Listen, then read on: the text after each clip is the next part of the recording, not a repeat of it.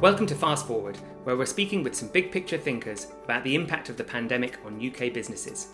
Today we're joined by Google's Director of Finance for the UK and Ireland, Lara Naqushbandi. She monitors both consumer and business sentiment on a daily basis through the lens of Google data, and she also plays a key role in our strategic planning, with a view on macro trends and the economic outlook. I started by asking her where consumers and the economy are right now. Initially, when COVID hit in the UK, we saw a massive pullback in terms of people searching for stuff to buy. So we track this by looking at what we call commercial queries. These are people going online and searching for things like iPhones, car insurance, queries that you can effectively monetize. When COVID hit, the number of those commercial queries fell off a cliff. But they've actually rebounded significantly since then. And in fact, the number of commercial queries is actually growing year on year in double digits in the UK across every major sector except for travel.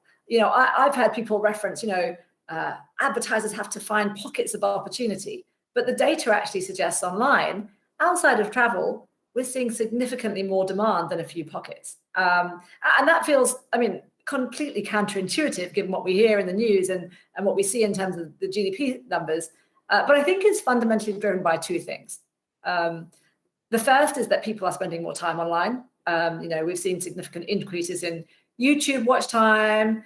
People are all doing Joe Wicks. They're live streaming their cooking tutorials. They're having a look for apartments on sale with real estate agents online. There's just a lot more people sitting in front of their computers or on their mobiles these days. And then secondly, they're spending a lot more online because the high street's closed. E-commerce in the UK has gone from being around 22% of total retail to now 30%. So an almost 40% increase in e-commerce as a percentage of sort of total retail spend. And we've basically seen in the last 3 months, 3 to 4 years of accelerated e-commerce adoption squeezed into that short period of time. The high street is now open, but we expect, and we are seeing that for the most part, that trend's sticking. So, although macro level, we're clearly in tough times from an economic perspective, there's quite significant demand online driven by these two factors. How have advertisers and brands been responding? At the aggregate level, overall advertiser spend clearly just hasn't kept pace with that strong uptick I've talked about that we've seen in the user demand. Despite the fact that we're seeing real growth in commercial query volumes, and we're also actually seeing growth in the number of queries converting into purchases, at the macro level, a lot of advertisers have been pulling back. Even though the demand is there, fundamentally what we're seeing is 4 types of constraint. So constraint number 1, budgetary. Obviously, some advertisers just don't have the cash to spend. Number 2 would be supply chain issues. So inventory or logistics constraints are preventing advertisers to meet the demand that's there. Number 3 would just be a lack of awareness. So some advertisers just missing opportunity pockets as they're not quick enough off the mark.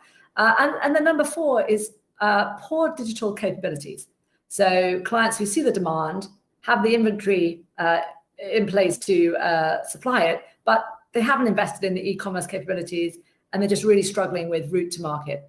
So look, that's the macro level. But at the micro level, as I mentioned, we're seeing divergence. Some companies are doing extremely well out of COVID and others really struggling. And it's not just based on which sector you happen to be in. We're seeing that divergence even within the same sector. I guess, in effect, what we've seen are lots of mini disruptions as these constraints around cash, supply chain, digital are impacting some clients and some advertisers far more than their competitors. And so the competitive dynamics within sectors are starting to shift. And I see this play out in our search results too. So one of the things we track is a metric called click share. So what is the percentage of clicks that an advertiser is receiving out of the total clicks in the market for a particular category? And we're seeing large shifts in cases in click share between advertisers since COVID's hit. So as users and advertisers are changing their behavior, more clicks are going to different advertisers than before. Which businesses are responding most effectively? Winning isn't necessarily correlated with scale. Financial health is a factor, but perhaps more important is who's invested in digital already. So The digital winners, those clients who had invested upfront in digital transformation earlier, they're really reaping the rewards of that now. And those who perhaps didn't have a great e-commerce platform or had, less sophisticated mobile sites are now scrambling to catch up. A second factor is agility. That often, of course, advantages smaller clients who can move faster. We're seeing those clients who are willing to take the plunge, make bigger bets, and move faster and more deliberately, able to respond to those changes in demand that I talked about. And then a final factor, I think, is inventory and supply chain issues. Often those issues are impacting the larger players with the global supply chains more, and that then creates an opportunity for the smaller players who don't face those same international supply chain issues.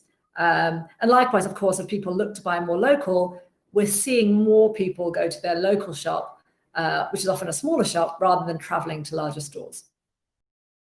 Looking forward, what advice would you give to UK businesses?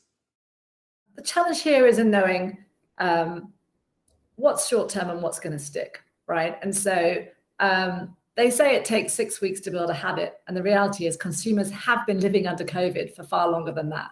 So with that kind of lens in mind, I'd make the following points. I think the first one, which is just basic hygiene. If you're not online, get online. In the UK, around a third of sort of small and medium-sized businesses in the UK don't have a website.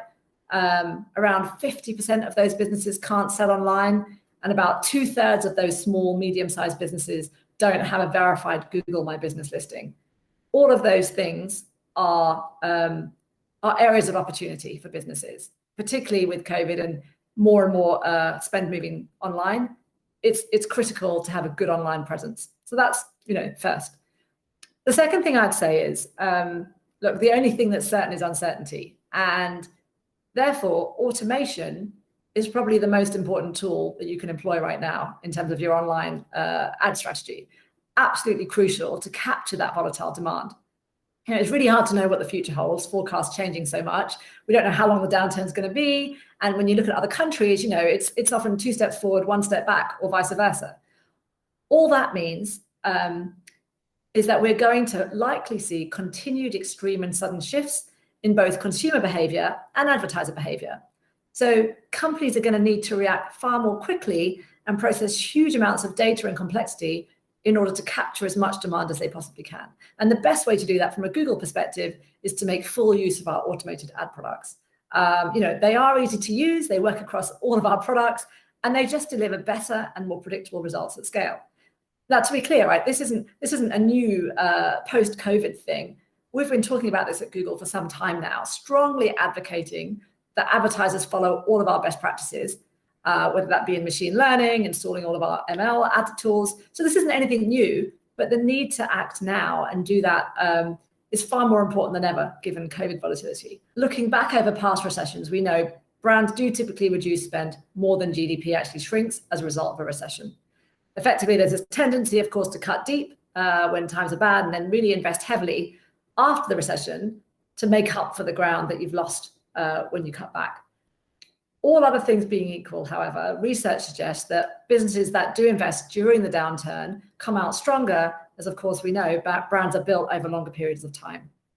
Now, the interesting thing is, with COVID, this dynamic is compounded this time around, particularly for online advertising, because advertising in general is cheaper at the moment because many advertisers have pulled back.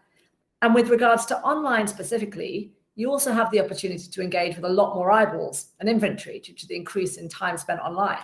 So there's a whole new audience that perhaps wasn't there before. How are businesses approaching risk in the current climate? We've seen the winners start to think about risk very differently. So whereas before, managing risk was seen as doing things incrementally and taking small steps, the conversations now that we're having with clients are about the risk of not moving fast enough when it comes to digital. So for example, we're seeing clients take actions with a gusto that perhaps, for whatever reason, they wouldn't have done before. So, whether that's about really investing in and ramping up their e-commerce capabilities, or whether it's about taking more deliberate shifts in their ad budgets, moving them to an online medium than perhaps they'd done before in order to keep pace with where the eyeballs are. that might also be one very close to our hearts at Google, is about making sure that clients are integrating data so they can bid more accurately for media inventory. Clients are becoming far more deliberate about investing in that integration. And finally, using automated tools to make the most of our product's machine learning capabilities. With the volatility we're seeing, automation just provides a competitive advantage that even the very best human cannot compete with. So those are some of the more deliberate steps that we're seeing clients take in the name of risk mitigation. It's great to hear Lara's perspective and to get her view on the opportunities for businesses in the UK at the moment. If you're interested in learning more about how to automate aspects of your digital marketing, talk to your Google team, or if you're a small business, check out Google Open for Business. Thanks very much.